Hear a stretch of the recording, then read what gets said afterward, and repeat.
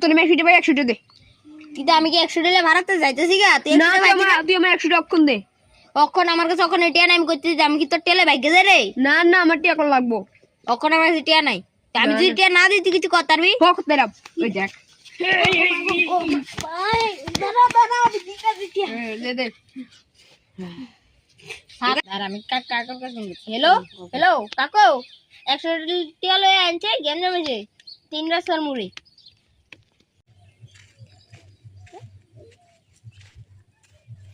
Hello কিতা game জমেছে 100 টিয়া লয়ে দেবো? ঠিক আছে ঠিক আছে। বাতি দেরি কে কিতা গেম জমলে ভরে দে শুধু গেম জম। আইতাছি আমার টাকা আইবো, দেখলে ডরাই যাবে। তোমার তারপরে 100 ভাই তো 100 দে না। কি 100 দিতে পারলাম বাতি যাবে না।